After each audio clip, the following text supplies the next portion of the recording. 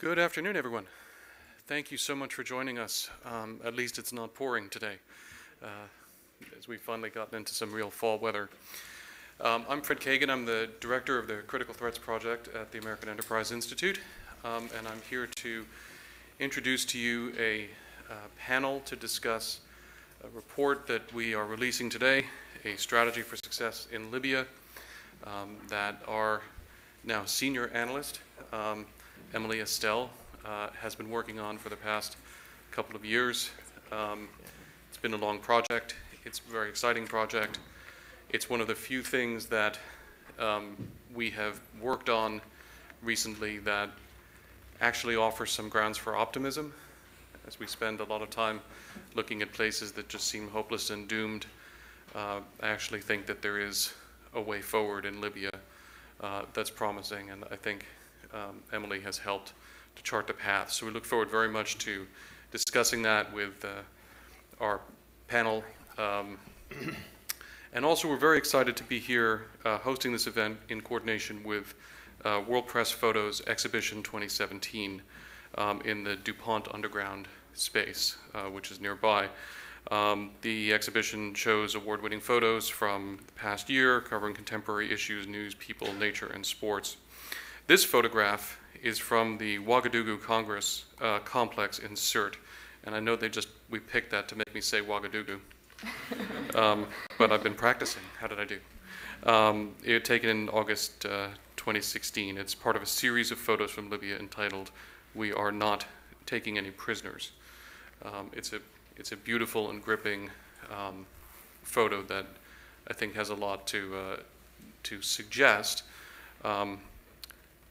And I will leave it to the panel to discuss what they think it might mean. So with that, I will turn it over to your moderator, Catherine Zimmerman, the research manager of the Critical Threats Project, and our senior Al-Qaeda team lead and person actually responsible for standing up and running our Al-Qaeda project for many years. Katie, over to you.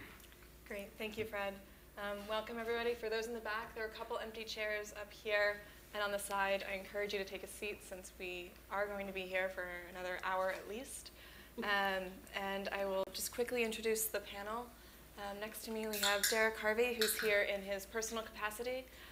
Derek is a senior advisor to the chairman of the House Permanent Select Committee on Intelligence, and he was a special assistant to the president and senior director for the Middle East on the National Security Council. He's a renowned Middle East expert and strategist, and in a previous life was down at the University of South Florida. Next to him, we have Emily Estelle, whose report I strongly commend to you. We have copies available. As Fred mentioned, she is a senior analyst on the Critical Threats Project at AEI. She's specializing in Libya and the Salafi jihadi movements inside of the Maghreb, and has also spearheaded some of our work in the technology space. And last but certainly not least is Karim Mizran, who is a senior resident fellow for North Africa at the Atlantic Council, and he's also an adjunct professor at SAIS just down the street. Karim has been a huge participant and helping hand in Emily's ongoing efforts on Libya, along with a Libya working group, and we are very, very thankful to have him here. Prior to joining the Atlantic Council, he was the director of the Center for American Studies in Rome.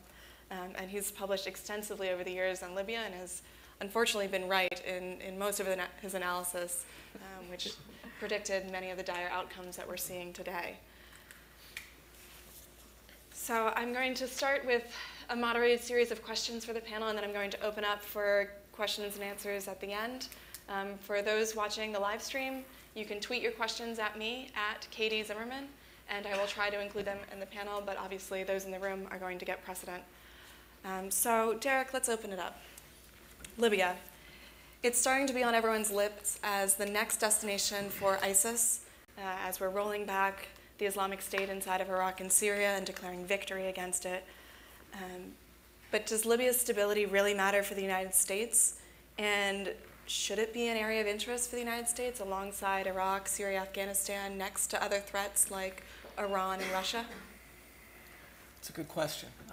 First, thanks to Fred and Catherine, to you for inviting me, and I'd like to say right up front that the report, reading it is a very good report. Take your time, think about it. It frames the issues and lays out, I think, a thoughtful approach to dealing with the problem. So excellent work. Clearly Libya is a magnet at this point in time for, Islamist jihadists, whether they're of the ISIS stripe or even Al-Qaeda, others. And, the threat that can come from that area, predominantly into Europe, but also of concern to the United States, is, I think, the number one focus from our perspective. The threat to Europe and to the United States homeland. There are other interests that we have. We want to make sure that the Mediterranean is a area that we have operational freedom in. We don't want Russia to get a port or secure a beachhead in Libya in a way that undermines NATO or U.S. interests in that area. The instability there, the flow of the migration of refugees, and the overlapping of the jihadist groups with human trafficking, with criminality, with drugs, all of that creates a toxic brew that should be of concern, in a range of areas for Europeans and the neighbors there. But my experience in working the issue at the National Security Council showed me that it's very hard to articulate any vital interests in there, but we do have interests there. They might be more peripheral, but in being compared to our interests elsewhere in the region, or the challenges in NATO or around the world, it's hard to elevate Libya and to get the attention on Libya in a way that one would like to in the interagency process. I tried to do that. I wasn't as successful as I would have liked. I have more comments on that, but we'll stop there because I'm sure we'll get into it. Just before we do, what's the risk of allowing Libya to continuously fall to a second-tier priority? Is there a risk that Libya jumps to the point where it is a priority for the United States, or do you not see it ever quite reaching that threat level? I think we're going to primarily, and we will continue to focus on it in terms of a counterterrorism approach. And the problem with that is, I think for a minimum amount of U.S. investment, primarily diplomatic leadership and serious engagement, because we don't have that, we miss a lot of opportunities to mobilize NATO, the EU, neighboring countries, and to work, importantly, with the UAE, Saudi Arabia, and Egypt, three critical allies of ours in the region, to address a host of other issues.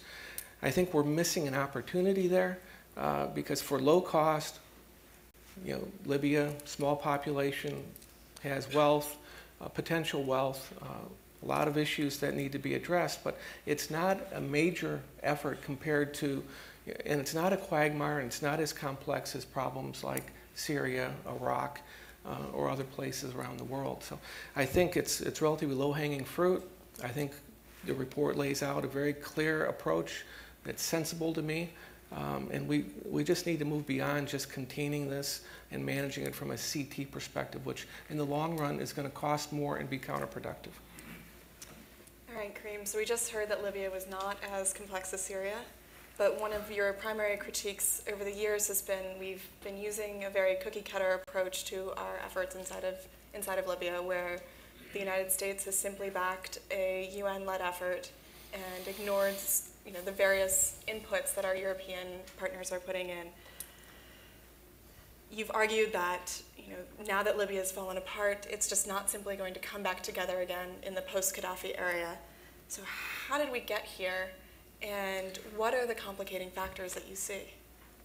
Well, first of all, let me join Derek in thanking Catherine and Fred, not only for this invitation and for the work, but for all the various workshops that we have done, which are very, very, very interesting and very important. And thank Emily for an excellent report. Your question goes to the analysis of what really Libya is, because how do we get there? there are many reasons. The most important ones are probably the historical ones, the ones that show that Libya has always been a divided country. One is only to see how the Italians penetrated and colonized Libya by dividing the tribes in Tripolitania, and by the use of force in Cyrenaica. All of this creates a series of fragmentation, a series of divisions that instead of being resolved by the following regimes, by the following government, the monarchy of King Idris or the regime of Gaddafi, were very compounded. Gaddafi ran the country as a divide and rule attitude, which instead of building an identity or a real state, he created a wider transnational identities like the Pan-Arabism, the Pan-Islamism, the Pan-Africanism, and did not help in fostering a unity of the country. These are the historical reasons which are important, but they have been, instead of being resolved by the elite at the moment of the revolution or at the moment of the revolt in 2011, gave rise to what I call the two original sins of this revolution. The first one is to misunderstand for a revolution what was, to a certain extent, more of a civil war. Was a clash, was not the revolt of a whole people against a dictator and few mercenaries. Now, we should have understood then, and we know it now, that Gaddafi had his own consensus. There were parts of the countries that were in his favor, that he had people that were supporting his regime. Ignoring this led to the first mistake, which was the moment the victory came, the moment Gaddafi was killed, the moment the regime was toppled, the priority should have become that of a national reconciliation. The priority should have become that of creating a moment of foundation for the new state, where all the Libyans would get together, where they would express their, what state they would, if a state they wanted, and what kind of that should have been, and the various dynamics for it. Instead, they chose the other way around, elections and total exclusion of parts of the country, and that is one of the reasons why, followed by the political isolation law and other decisions that caused part of the fragmentation. The second original sin, second big mistake was that to present the revolution as an entirely Libyan affair. It was the Libyan people who revolted, the Libyan people who made it, the Libyan people who kicked off Gaddafi and overthrew the regime, thus diminishing the role of NATO and of the foreign support that was, on the other hand, very important for the success of the revolution. This led to the second big mistake, which was, instead of calling for NATO to stay and support the first 6 months, a year of the new republic to coming up, to help the disarmament of the militia, to help bring, and on the wave of the success, of the enthusiasm of the moment, I'm sure that could have happened. This possibility was entirely ignored, and NATO was pushed out, and the elite of the revolution thought that they could manage the country, that there were no divisions. I remember with my ears hearing some of them saying, Libya has a highly educated population, Libya is united, we are all brothers and sisters, and so on and so on. So there's no need for help, we can manage it, we can do it. That was the second fatal mistake. Upon that, you have the mistake of the first government that came in after. Al-Kibu tried to appease the militias. He couldn't deal with them. When he realized that they were an issue, paid them, and thought that by paying them he could gain their loyalty. This had the opposite result, as we have seen. Then the election and the political isolation law, and so on and so on. So there's a UN peace process that's ongoing right now, Karim. Do you see it going anywhere, or do you think this is just another effort that will lead to additional elite competition and have ramifications in terms of the complexity of the Libyan state going forward? Listen, I believe that the only solution for Libya is a consensual one. It's an agreement between the various actors. Now, this mediation is built, on the one hand, on sand, because it is not inclusive enough. It has never been inclusive enough. It has dealt with the HOR and the GNC and pseudo representatives that were not those real representatives of Libya. So it was weak to begin with. Nobody's fault. It's just the way it was done. But second, and more importantly, is that I was taught when I was in school that in order to have a settlement or a negotiated solution, you need to have what is called the hurting stalemate between two parties. You need to have a moment in which both sides or three sides, whatever, they cannot stay in that situation anymore. They have to have a consensual agreement. This has not happened because one side, the one led by Haftar in particular, has been given the support, strong support from external powers that have made it possible for him to think that a military solution was possible. Therefore, his incentive to sit down, negotiate, a negotiation process is give something and get something, was always tilted, was tainted by disappointment. Therefore, I don't think that the negotiation ever stood a chance. Right, Emily. So one of the issues that you call out in your report is the divorce between the ongoing political efforts, reconciliation efforts, and our counterterrorism efforts on which Derek touched, that we're kind of managing the counterterrorism threat, even as you're watching ISIS go to ground and come back up, as we've seen in other theaters. What's the risk that we actually watch ISIS resurge in a meaningful way inside of Libya? What does that mean for the Islamic State writ large, especially in the African continent? And how does that increase the threat for the United States and our European allies? Sure. This won't be the optimistic part of my talk, I guess, if we're starting with that. But I think there is a very real risk that we're going to see ISIS resurge in Libya, maybe not on the level it was in 2014, but the dynamics that were in place to allow ISIS to, for example, seize Sirte are very much still in place. If you look back at what happened at that point, the civil war is what set the stage, and that was the key condition that allowed ISIS to enter and that has allowed other Salafi jihadi groups like Al-Qaeda to also operate in Libya.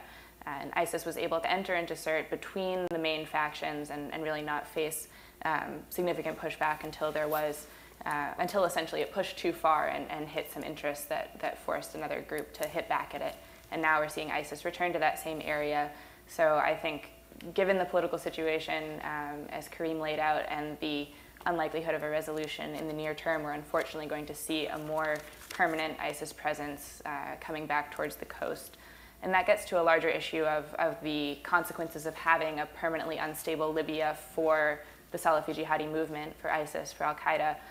These groups are able to have the time and space to develop their capabilities without really significant pushback. If you look at other areas across Africa, say the Sahel in West Africa, we've seen groups there gain capabilities and get more lethal over time the longer they've been able to stay, with the October 4th attack in Niger as an example. So I'm very worried about a similar problem in Libya. Libya itself is also very useful terrain for these groups, so we should think of it as a supporting theater to our main efforts, looking at ISIS in Iraq and Syria, looking at Al-Qaeda in Syria, for example.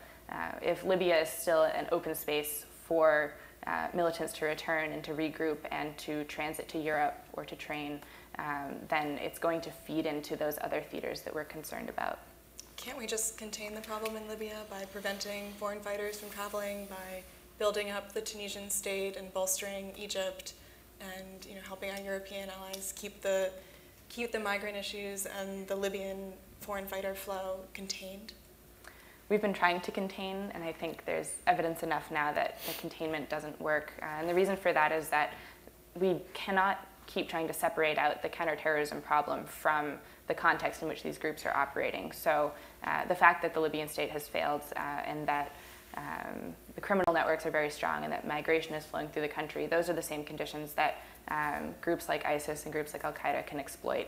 So there's no way to parse out just the militant problem that we're concerned about and actually expect a resolution. We'll see instead the intermittent airstrikes that we've been doing periodically target parts of the groups that we've decided are a problem, but we're only going to see them keep coming back as long as these same conditions are set. Karim, what about trying a strongman approach where we are looking to just replace Gaddafi? So to put the jack back in the box and find maybe, say, Khalifa Haftar, who's the general around which a lot of forces have been convening, that has Emirati and Egyptian support now. It seems the Trump administration is leaning that way. Does that work?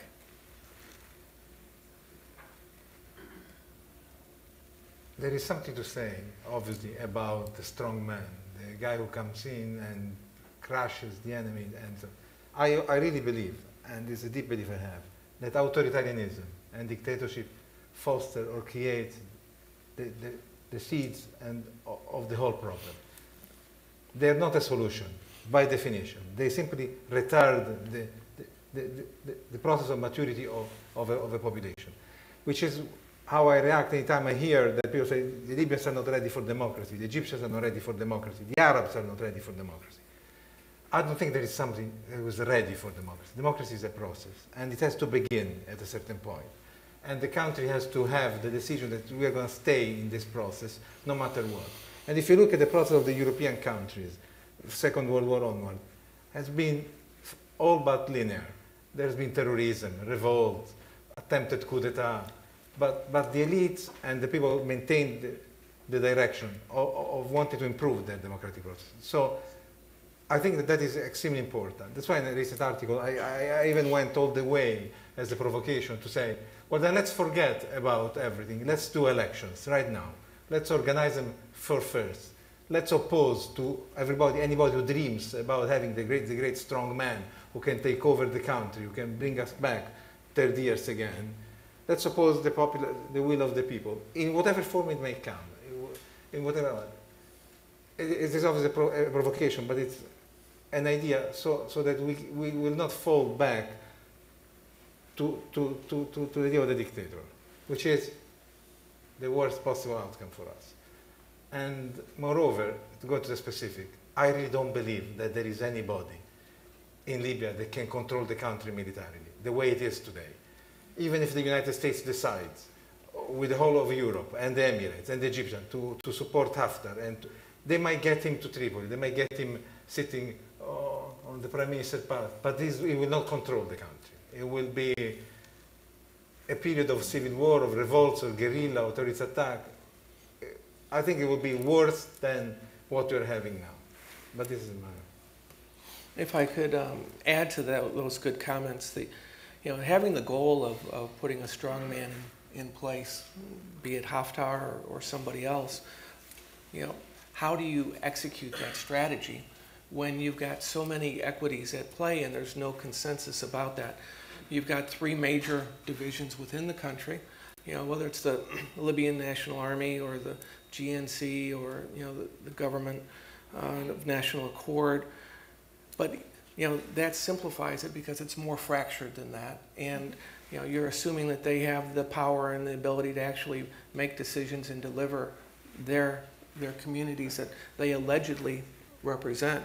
But then you have the tie-in to Egypt's interest, the UAE and Saudi Arabia, more or less for simplistic terms, pitted against Turkey and Qatar.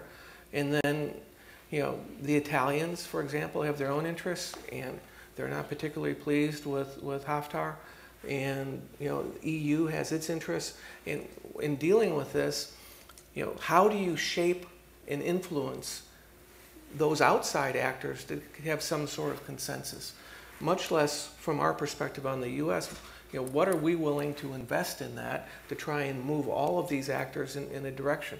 What tools do you have to do that? It's easy to have the goal. We can maybe agree here on a goal, but even in our own government, we can't agree on what that goal should be. But even if we did, then you have to still try and bring everyone on board. And the Libyans themselves are so fractured internally. So, this is not going to be an easy process. And the UN mission for Libya has been rather feeble in my view, and doesn't have a lot of influence. It can convene, it can talk. So at the end of the day, I'm just trying to lay out that this is very hard once you get beyond the idea of talking about what a nice goal might be. Let's put a strong man in there. There's going to be a lot of resistance to that. But Derek, could the United States fill a role inside of Libya that would actually start changing the trends? If we were to get the policymakers' buy-in, if we were to get it through the White House, do you see a positive role for the United States? I do see a positive role for the United States of exerting its leadership diplomatically and shaping those that we think we can get on side. We've been asked numerous times by our friends in the region to take a more assertive role in this, and we've been asked by the French and the Italians, each who have their own tracks in this effort, to take a more of a leadership role. Whether it's a special envoy, White House convening Secretary Tillerson, who doesn't have much bandwidth the way the State Department's functioning right now, but there is an opportunity there, and leadership does matter. It really does, and we are investing a hell of a lot on the periphery in a containment operation with JSOC and other capabilities, and then what we have going on inside the country, which I'm not going to talk about. So, we're investing a lot in this effort, as well as the spillover into Mali, into Sudan, working with the Tunisians and the Egyptians, who all have serious threats that are emanating from Libya into their countries.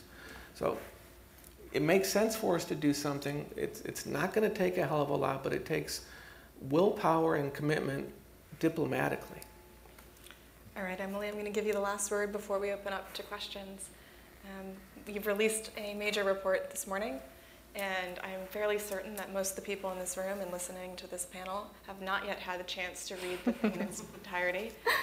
For those who haven't, it's, I believe, close to 100 pages long. With the notes. With endnotes. With a lot of pictures. And the pictures.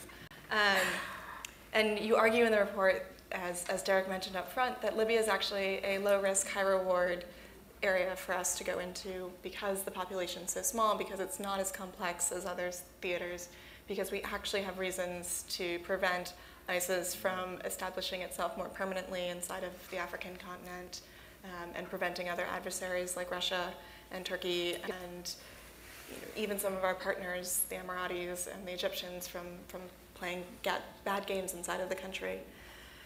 So, in a short answer, what should the United States do, and why should it do it now? Sure. So I do think that this is a low-risk, high-reward opportunity for the U.S., and the key is to do something about it before it's more than low risk. So we obviously have a lot of critical interests that come before Libya on the list. No one would argue against that, but I think there's a lot to say for preventing Libya from rising up the list, because doing something now is low cost and would have outsized effects on the entire region and reset a narrative of success for American policy. I think that we could get a lot of agreement here that U.S. counterterrorism policy needs to change in a lot of places and in a lot of ways. And Libya is a good place to start that process because, as we said, it's a small population concentrated on the coast. It doesn't have some of the difficulties that a lot of the other conflicts we're dealing with have. So there's the potential for resources. It will be, say, easier to imagine an economic reconstruction for Libya than for Yemen, for example. So there's an opportunity to do that now, also because the conflict in Libya is at a relatively low level, even compared to the last couple of years.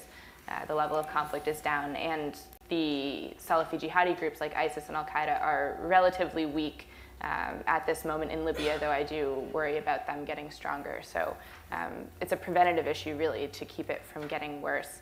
I also see Libya as an opportunity to have outsized positive effects on the region because it's also a risk to the stability of neighboring states. And while Libya is small, Algeria and Egypt are not.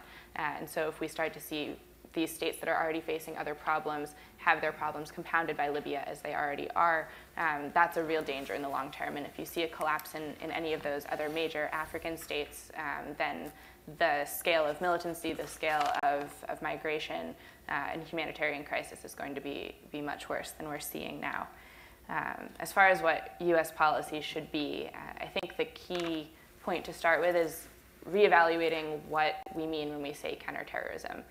So based on this study that we've done and that a lot of people here helped with, there's no straight military solution to the terrorism problem, and continued bombing is not going to solve it, because what makes groups like ISIS, groups like Al-Qaeda strong and resilient, and groups that aren't even named yet that we're going to see, are the conditions in which they're operating. So it really does take resolving the conflict and closing the gaps in governance and security at the local level.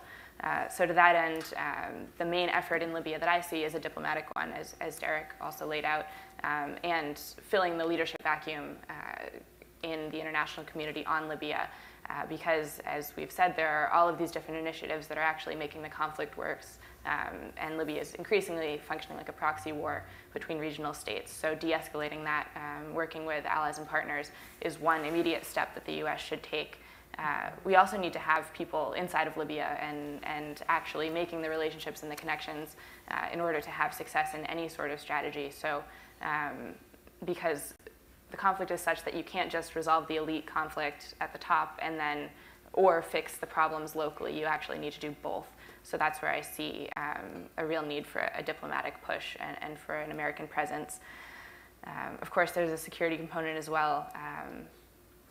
That having American personnel in the country would require some security, as would the longer objective of actually needing to have security forces in Libya that are capable of fighting Salafi jihadi groups and capable of securing their population. There are a lot of overlapping factors that I think need to be tackled creatively and looked at together, including the larger incentive structure of the Libya conflict, the illicit economy, for example, and the criminal networks that have gotten very strong. These are related to the counterterrorism issue because the smuggling and the trafficking do support groups like ISIS and groups like Al-Qaeda, and ISIS is actually getting increasingly entrenched in these networks and had a hard time breaking in and is now starting to make more money off of that. So there is a counterterrorism angle, but on a larger scale, we should be concerned about the flow of drugs across the region, for example, or the flow of weapons that have fueled other conflicts. I think the main takeaway is that there really does need to be attention on this problem, even though it's not the primary issue for the US, because it really could be a step in the right direction, not just for Libya or for North Africa, but for other theaters. Closing down the Libya safe haven for ISIS and Al-Qaeda would also weaken those groups across the board for our main efforts in Iraq and Syria, and would also have a stabilizing effect across Africa as a general rule. So I can dig into that more in questions because there's a lot more detail, but I don't want to give it all away now, because I do want people to actually read the report. So clearly a lot of disagreement on the panel about the role the United States should be taking inside of Libya, where, just to sum up, I think there's a general call for US leadership in setting the engagement and the international engagement, both for the United States as well as the Libyan actors, the regional actors, and our European allies, in order to have them working in concert rather than working against each other toward their own various objectives. I think there is also a recognition that the Libyan problem set is complex but actually solvable. And it's solvable with an insertion of American resources in terms of leadership, and probably some in terms of increased diplomatic efforts, and of course the military effort to keep the counterterrorism issues in check. But that it's not an overwhelming engagement and ask on the United States, and that we have many ready partners who would probably fall in line behind us. I think the third point of true agreement is that though there is not a pressing US national security interest in Libya, allowing it to go unsolved is something that the United States cannot do because of the long-term risks that we see, and frankly, because we have much greater challenges, and this is a thorn in our side that we could actually pluck out. So unless there's pushback on the words that I've put in all of your mouths, let me know. And I'll open up to questions. For those who are looking to ask a question, we have two of our Critical Threats Project interns who are here with the microphones. Please make sure you state your name, your affiliation, and ask your question in the form of one. So with that, I guess I'll right here.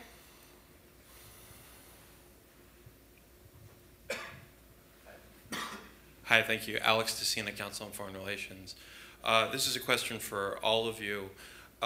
In terms of closing the governance and security gaps, it seems the biggest obstacle to that is going to be changing Hefter's zero-sum calculus. Is that something that can be changed? And if not, then what? Can you pull the LNA and the HOR away from Hefter if he refuses to change his calculus? Does Libya split geographically? Are we looking at a permanent civil war? What happens if you can't change that calculus? Emily, do you want to start? Sure.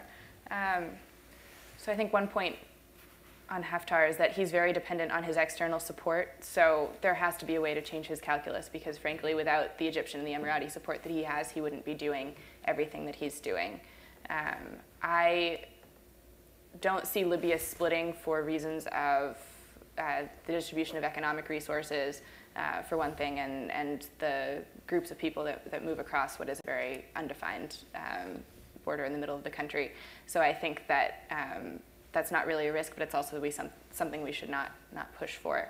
I do think that an important opportunity is to look beyond Haftar into the LNA, which is a very fractious coalition ultimately, that I do think could fracture as Haftar gains power and he isn't able to deliver to all of his different constituencies, because there are elements of the LNA that would operate independently from him as well.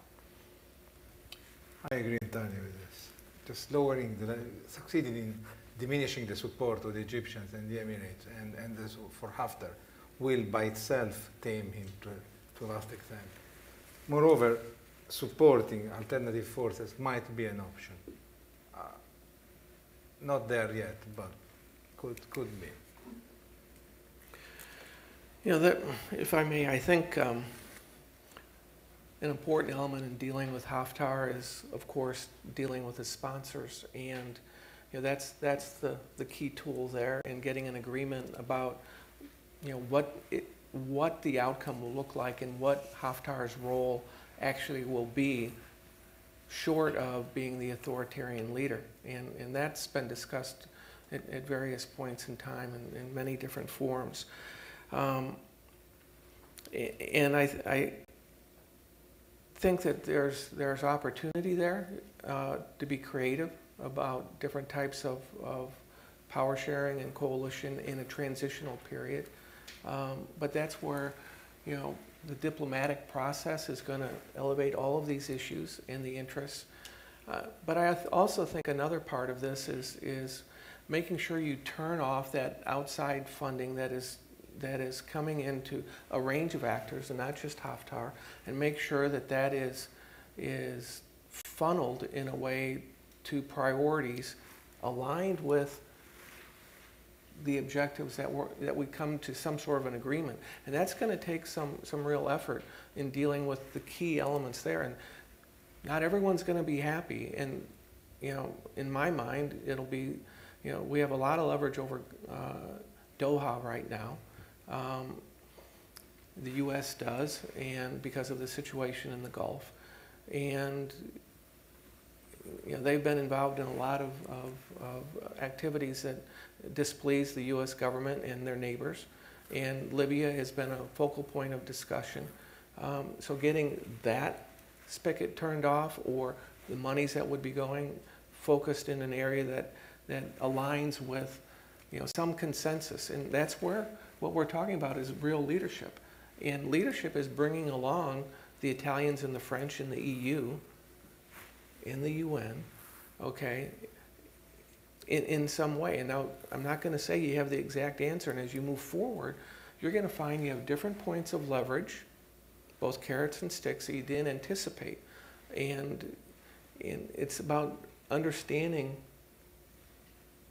the process and the opportunities and seizing them when you have them as you move forward in a dialogue. But you're not going to know what those are exactly until you really start serious engagement. So asking for some nimbleness in our diplomacy, which has not yet been the case. I know we had a question right here, and then we'll work our way over. Hi, Pat Span, just representing myself. I actually was in Tripoli in '03 and had a very enjoyable time with the Italian restaurants that were all over the place. And my question is, are we confronting what basically the results of the Europeans, the way they carved up North Africa, matter of fact, all of Africa, and these nation states that really are not nation states in the way Europeans or ourselves look at things. They seems like they want to have a strong, we are supportive of a strong central government, and these countries there's subsets in the cultures within the, or groups within the countries that just don't want to get along. And to me, the best what you'd ever hope for is some sort of federation of semi-autonomous regions. But it seems like we're chasing our tail all over North Africa and south of Sahara, because we're trying to defend boundaries of nation states that the Europeans, mainly the French and English, put together that don't make any sense. The people don't like each other. So Kareem, I think this question is for you as a living Italian. No state makes sense. No nation exists. Nations are built. Nations are created. There's a long process to create these nations. Some succeed and some fail. Libyans don't hate each other. Libyans have not had that process being, I don't say imposed, but being allowed to grow in the country. Gaddafi never exercised any struggle to create a Libyan identity. Seriously. Therefore, what is left is the basic allegiances, the village, the family, the tribe, because there is nothing that has been built up on top of it. So it's not that it is impossible. It has not been done. It could be done. It could be exercised. Where I agree with you is that it would be a mistake to go and repeat the experience of the central state, of a very centralized state. That would be a mistake. You cannot have the decision if you want to build a house in Tobruk being taken in Tripoli. Doesn't have any sense. So what we should talk about is a very good, robust process of the evolution of powers, the evolution of duties, the evolution of responsibilities, of decentralization, including the allocation of budget. That is in fact one of the things that the constitutional draft lacks, and this is one of the things where we are all putting pressure on the drafting committee for the constitution to insert in the constitution a very strong part about the decentralization. But the whole idea of federation, as of today, doesn't make any sense. It doesn't make any sense because there are no homogeneous regions, there are no homogeneous provinces or realities that you can impose upon the Libyans right now. If I may, I think your point is well taken, but we're not Sykes-Picot, and there's no appetite in the international community, in Europe or elsewhere, to change borders, whether it's Syria, Iraq, or elsewhere. And we've engaged on those. I've dealt with these issues my whole career as a Middle East guy. I have my own ideas about what a good map would look like, but I'm not the owner of that area, so that's one issue.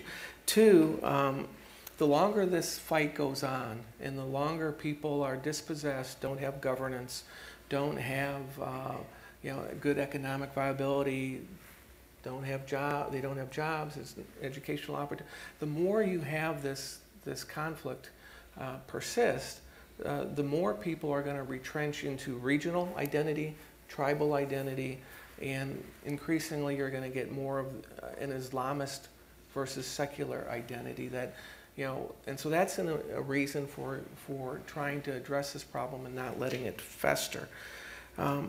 Completely agree with the need to find a balance for regionalism, autonomy, competent government that's connected to local people's concerns. Over-centralization, especially given the history there, is probably not a good idea. Excellent. Right here.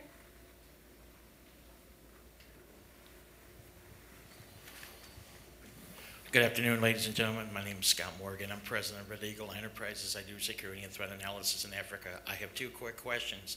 First one is for Emily regarding your methodology. What role did Sudan play in your methodology? Because we know that the Libyan situation was one of the reasons why sanctions were lifted in the first place against the country by the U.S. Second question is actually for Derek, since he's on the Hill. and Emily can answer it as well. Regarding the recent ambush of the Green Berets in Niger, do you think an increased U.S. military presence in Libya would be a hard sell in both the Pentagon and on the Hill, and also the State Department? Thank you. It's assuming we have a State Department. I can start with the question of Sudan. That fits in a couple of ways. I think in the issue of the need for American leadership and to work with all of these states that are involved, Sudan is definitely one of them. We didn't mention it explicitly, but it essentially falls into the same axis as Qatar and Turkey to a certain extent of who it's backing. So of course the flow of resources or the transiting of resources through Sudan to those groups is one of the factors that must be addressed. There's also the much thornier issue of the Sudanese-Libyan border, which is a difficult problem, obviously, but the militancy in that area is something else that needs to be a factor. So Sudan is certainly important, as is the presence of Sudanese militias operating within Libya, Chadian militias too. That's a factor when you look at how to relate to these states that are involved in the Libya crisis. And I'll punt the question of the Pentagon and the State Department to Derek. The counter-ISIS strategy and the strategy against the global Salafi movement is a global strategy, not focused just on Syria or Iraq. And in 2013, there was a significant expansion of the African presence that you're well aware of, to include Mali and Niger and places in Nigeria, etc. So that has been ongoing. It's a small footprint. In the effort in Libya and the periphery around Libya, be it Egypt, Tunisia, Algeria, etc., there's a lot going on. And I think the sizing and the scope and scale of any U.S. commitment to an eventual train, build, and equip mission to help develop capacity in partnership with NATO and others is one that would be scaled appropriately, because there is no appetite in the White House for any significant presence, particularly in Libya. There you have it. I think we had a question right here in the pink. Hi, Moore. I'm from Princeton University. You touched upon kind of started maybe to answer my question just now. You all talked about the fizzle of ISIS in Syria and Iraq, and as foreign fighters are moving from Syria and Iraq elsewhere and perhaps getting to Libya, do you see a situation where ISIS is strong enough in Libya so that the coalition fighting ISIS in Syria and Iraq chooses to move their efforts over there? And do you think that's a reasonable option and a welcomed option? I think it might be overly optimistic about the situation in Syria and Iraq to say that Libya will overtake it, so I don't necessarily foresee that option. I do think there's an opportunity to work with the partners that are already engaged in the coalition to fight ISIS in Syria and Iraq, to look at Libya as an extension of that theater as we see militants move to Libya, which has already started to a certain extent. So I see it as part of the same campaign, and certainly the European actors and many of the regional states that are involved in Iraq and Syria have sometimes even more critical interests in Libya, depending on their location. Do you see it as important to actually look at the ISIS presence in Libya as one that could prevent ISIS from furthering its interests in the rest of the African continent? Sure. So ISIS in Libya has functioned as a hub for that organization throughout Africa. ISIS functions in a more centralized way than Al-Qaeda, which is something we can dig into separately if someone wants to cover that whole issue. But the ISIS operations that we've seen in Tunisia and Algeria, possibly Morocco, and then connecting to Egypt and then going south, have had a lot of roots in Libya, as well as the training of militants from Nigeria, who then went back to Nigeria from Libya, recruitment of fighters from East Africa into Libya. So Libya really is a critical node for those larger ISIS operations. I think as ISIS in Libya had weakened in the past couple of years, some of those franchises throughout Africa have grown more independent, but certainly the haven in Libya for ISIS, as long as it remains, is going to be a critical point of command and control, and possibly resourcing as that group gets more access to the criminal and illicit networks flowing through southern Libya in particular. I think the space in Libya right now looks attractive to ISIS and other jihadists because the lack of state control, no population control measures, poor security, the fractured nature of the polity, etc. And so in that environment, they can operate, they can grow, they can recruit, and they can overlay their activities with international criminal networks, smuggling networks, human trafficking, and through those, the networks, they can connect to, and they can move arms, they can move people, they can do planning there, and they don't actually need to control space like Raqqa or, in Mosul or, large swaths of territory. And to your point, I think that the Syrian and Iraq campaigns against ISIS or whatever follows, we're a long ways from concluding that and being able to say that you have any kind of a win. Taking cities has just shifted the focus to an insurgent that is immersed within the population. And as long as you have the challenge there, the political challenges, the economic challenges of integration of dispossessed populations, the fracture of the societies in both countries, and ongoing wars going on in both, you're going to have an environment that ISIS will continue to thrive on, but in a different way. And that's going to be a challenge. That's why it's going to be hard to shift to anything but, from a military perspective, to contain and continue to conduct decapitation strikes and operations that, in effect, creates a Darwinian effect in many ways. Great. Jason? Jason Pack, Executive Director of the U.S. Libya Business Association, and in this context, the founder of Eye on ISIS in Libya.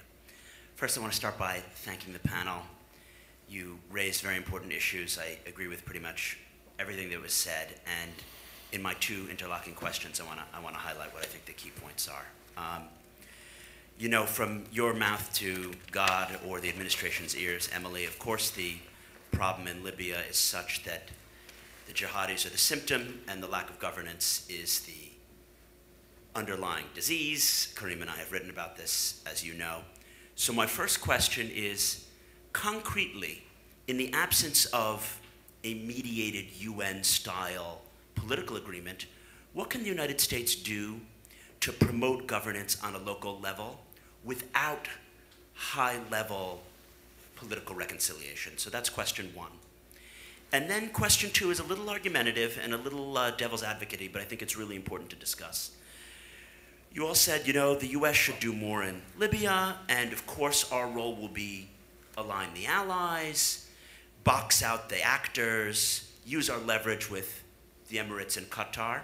But then you said, well, but it's not a top-tier US interest. And I think you know my position that that is false.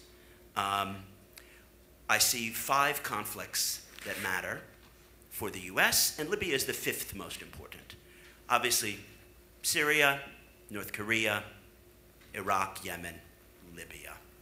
And put Syria and Iraq as one and call it Ukraine, Russia. So 6th, sorry. It's the 6th most important conflict, and we need to beat that drum. So what I'm going to ask you is, give me one reason why the implosion and lack of sovereignty leading to Libya being the wealthiest piece of terra nullius on earth, which spews out jihadis and arms, is not a primary threat to US strategic interests, not only in North Africa, but in the larger Mediterranean and Europe. Because I think when we look at it this way, we have a stronger case when So let me just sum up the question. So identifying the mechanisms that the United States can use to develop local governments, regardless of a top-level solution, and also why is Libya not being considered as one of the top-ranking threats for the reasons that Jason laid out? Anybody? Anyone? Oh, okay, well, I would say that Libya is a far cry from being in the top 5, the top 10, or the top 15. I'm just telling you, that's where they do not reside in those areas that I just mentioned. whether it's you're looking at Russia, Lebanon, Israel, the potential conflicts in these places that we're concerned about, Crimea, Ukraine, etc. It's not just Korea, and it's not just Yemen and these places that you mentioned. Very carefully looking at vital interests for the United States, Libya does not get into those categories, and that's one reason that we're not going to exert a lot of effort in that. It doesn't mean we shouldn't. It doesn't mean that as we discussed, there's opportunity there. But absent progress on shaping the larger issues, okay, one would be hard-pressed to see how the United States is going to try to address local and regional government capacity issues or economic development through the tools of USAID or other entities that we could employ. We would need to see some other progress first. Emily, Kareem, anything to add? Sure. Emily. Okay, I'll go. First, I also want to thank Jason for participating in the working group and for contributing to this effort, and I'm grateful for that. To your first question, I think there are opportunities to get started before a political deal comes through, because obviously a political deal will take some time. If we look at programs that exist for transitional initiatives to engage with governance structures that already exist, because obviously creating governance structures is going to be harder. We have municipal councils, for example, that at least until elections come up again are a legitimate place to engage, and there are some very specific issues, many that we could list, that would have an immediate positive impact for the Libyan people and therefore bolster those governance structures. So looking at things like the healthcare sector, which is completely collapsing, that's a specific place where the U.S. could rally support and resources to help, also to prevent a humanitarian crisis that's going to make worse the displacement and migration that we're already seeing. Looking at specific things like the electrical grid, for example, that's another one. There are also other institutions that the U.S. can engage with beyond the main political actors. So looking at issues like how to deal with the central bank, for example, that's a place where the U.S. is already engaged, but could probably do more. But the purpose is that of resolving the national issue, and only there, in my opinion, you can go to the local. You have to, by reaching a consensus at the national level, eliminate the polarization of the narratives that allow every single local diatriba, local grievances to be nationalized and to be made noble by saying, I'm not really fighting with you because your grandfather insulted my grandfather, but because I am an Islamist and you are a secularist. I am a pro-Haftar and you are an anti-Haftar. I am whatever. If that polarization is solved, is taken away, then it will be necessary, but also much easier to go to the local level and resolve the grievances at the local level, and at that moment, bring the bottom-up approach. The first without the second will not work, in my opinion. Great, and then we have Manuel right in front. Ken Meyercord, television producer. In light of our role in creating the present situation in Libya, wouldn't the best thing the United States could do is not to stop interfering in their internal affairs? Haven't we inflicted enough suffering on those poor people? Have we no shame? So would it be better if the United States just withdrew from the region? Well, I disagree with that, because I think that I acknowledge the disaster that was created in how Libya was, Gaddafi was toppled, and the lack of planning and effort that followed. And it reminds me very much of what happened with Iraq, where you didn't have a great deal of planning and you went in under certain pretenses. But that said, that was done before. I'm looking at a situation today that you have a country in turmoil, there's civil war, there's the conditions and the risks that Emily has very artfully presented in her report. And there is an opportunity with U.S. leadership, and the U.S. is being asked on a regular basis by all the parties to exert more leadership and to try and contribute to promoting a positive outcome, which you know, in my mind is something that, you know, a responsible actor would do, and we can actually help. It's not going to be easy. It's going to take real effort and some commitment. We're not talking about putting in a large American presence. We're not talking about trampling over Libyan identities and their interests, because it's, at the end of the day, it's their country, and it has to be something that'll work for them. But leadership matters, and when the United States doesn't lead and doesn't try to understand the contextual environment that you're operating in, and acknowledge the motivations, the concerns, the fears of all the interested parties in trying to shape a positive outcome, if you don't do that, you're going to have what we have today, and it's going to go on much longer, and the risks will be higher down the road. I understand the sentiment that you're expressing, but walking away from it is not an answer.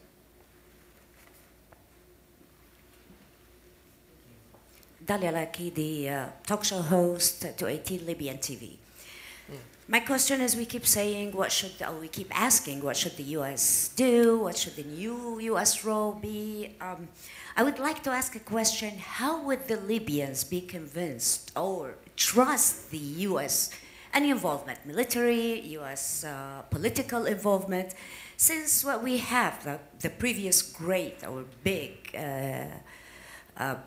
engagement in Iraq and Syria turned out not to be great? How, I'm a Libyan, let's say I'm a Libyan, how am I convinced that I would allow the US to play a role, or to make me feel about, or to make a better country?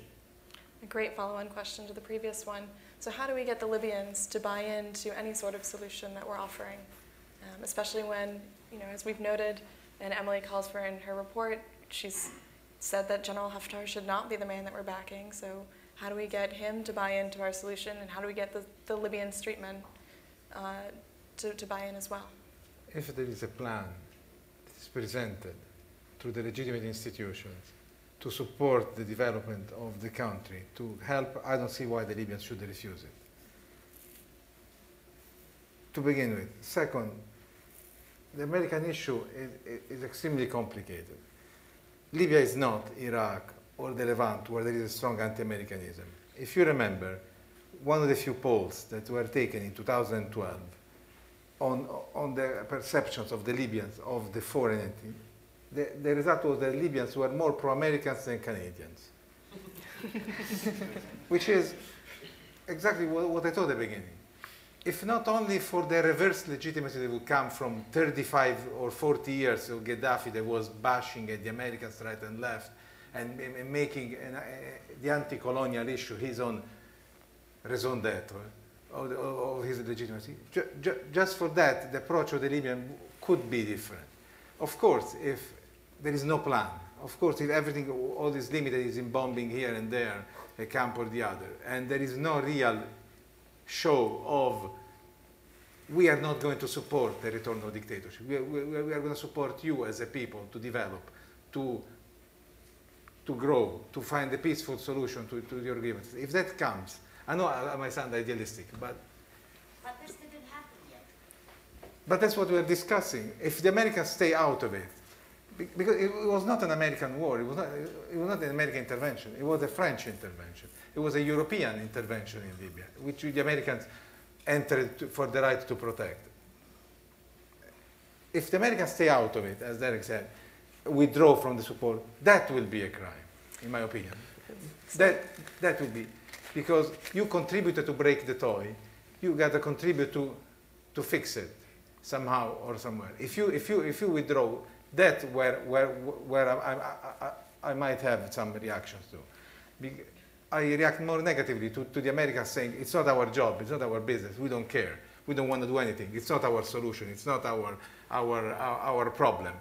Well, no, sir, that is not correct, because you participated into an operation which was not a right to protect, it was an operation to change the regime.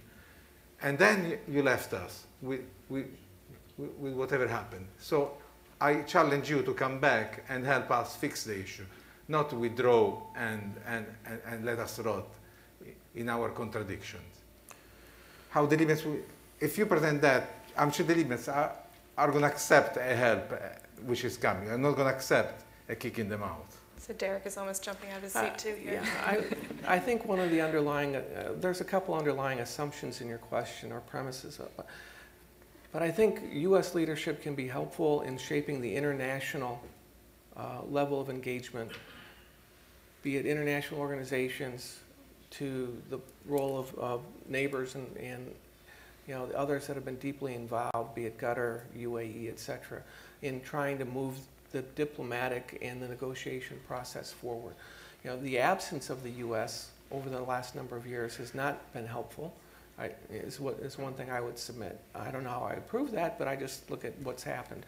Two, my experience in looking at how, whether it's Iraq or elsewhere, the U.S. has been extremely deferential to the political process and interests of all the actors, be it in Iraq or other places, and has not really exerted in a strong way to achieve outcomes that would be what the U.S. wants, okay? And to me, that's been a fault of our U.S. policy over the last 15 or 16 years. So I think the issue is not that the U.S. is going to go in and try and dictate to the Libyans something that they're not going to want to do, because what the U.S. will more likely do is try to shape an environment diplomatically, internationally, and working from the outside in to create an environment where the Libyans can find their own solution. So Emily, I know you've written about this a little bit in your report, but one of the assumptions here is that the U.S. could just withdraw and stop acting in Libya. And I think that from one of her appendices on the ISIS and al-Qaeda threat, you're looking at how ISIS particularly will persist inside of Libya, and given the threat that an external operations node could pose to Europe and elsewhere in American interests, do you see it feasible that we could simply stop direct action operations of drone strikes or airstrikes targeting leadership? And is that something that we could sustain in the face of another political or a broader withdrawal from the region, where we're just keeping the threat at bay? Meaning if we stopped operations in order to pursue, I didn't fully understand your question. Could we stop operations and retain the security of Americans abroad? No is the short answer, not in the long term. So we've seen a cycle of U.S. airstrikes periodically in Libya going after those external operations nodes, and I don't see any reason to expect that those nodes won't continue to pop up, focused on Europe in particular. One thing about these operations, and another kind of positive thing about why operating in Libya isn't actually as difficult, is that the places where ISIS is operating are actually extremely remote, and we haven't seen any popular backlash to the strikes because the strikes have not affected communities or civilians. And so I think the key is to look at preventing that threat from changing such that we have ISIS back in a city, for example. So yes, I think we would have to continue to deal with the counterterrorism threat. I think that it's not an impediment to the political solution that's actually necessary to get a more sustainable result in Libya in the long term. Okay, we've got about 10 minutes left, so I'm going to collect any last remaining questions from the audience, if there are any. If not, I will turn to the panelists then for some closing remarks. We've had a great discussion about American interests, whether it actually is in America's interest or the Libyan interest for America to get involved inside of Libya. And I would say the panel has moved from some pessimism about the current track and our policy to some optimism about what we could potentially do. Do you have any closing thoughts that you'd like to add that you haven't touched on today? And we'll just go down the line, I think starting with Kareem. I have just one thing to finish the discourse there. If we can condemn the United States for something, is the fact they have not exercised enough leadership and influence in the United Nations, in the negotiations on the proxy regional countries and their action and intervention over Libya. That is the thing that I seriously can blame the United States. If they had exercised just enough strength, diplomatically, politically, economic, whatever force they can use, to keep the external actors away from Libya, it would have been a major success. It would have been 99% of what they could do. if they just do that, the fact that they didn't, it's evident that created the condition for a tilting of the negotiation process in favor of a side versus the other, and the failure of the whole negotiation process. That's the only comment there to add. So we've focused a lot on the threats and the negatives, but I want to end on the positive note of the opportunity that the U.S. actually has in Libya. Thinking about not only getting rid of the danger, but what would a successful Libya look like, and what would it mean for the region? I think it's a real opportunity for another strong economic engine in North Africa that would have positive effects on other states that we care about. If we look at supporting the success of the Arab Spring in Tunisia and that democratic transition, then a strong, viable Libya is something that would go a long way. So I think it's important to remember not only dealing with all the negatives as we see them, but also looking forward to the benefits that the U.S. and the world could get out of a positive approach here in the long term. I would say that the focus on a CT strategy is woefully insufficient to advancing and protecting American interests, our allies' interests, and of course those interests of the Libyan people. I think we all want a stable Libya that has effective governance and an economic environment where people can seize opportunities and prosper. Right now, a CT focus is all we're doing, and the leadership vacuum exists. The Europeans don't agree on the way forward there, those that are primarily interested in it, France and Italy named two. You've got division in the Arab states, and the U.S. leadership in trying to shape that and influence the way forward is the first step that's necessary.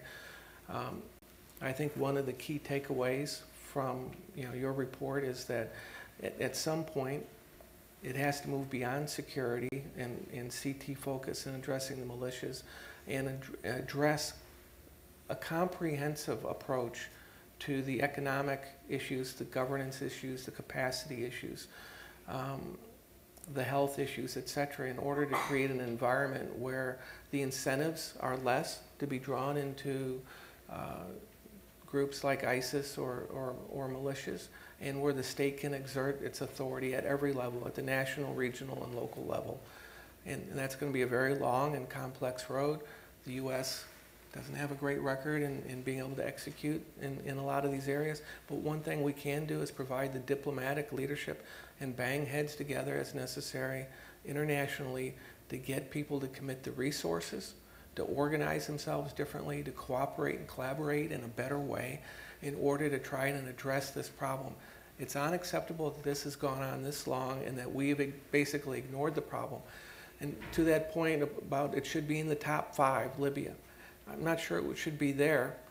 It's not in the top 15 for the United States, but it certainly should be acted upon, because I agree with Emily in her report that there's an opportunity here to make a difference at reasonably low cost that will address some of our security interests and bring an opportunity for some stability in North Africa. Thank you all for joining us today. You can find copies of Emily's report out in the hall, as well as on criticalthreats.org. Please join me in thanking this excellent panel and for challenging them a little bit. Thank you all for coming.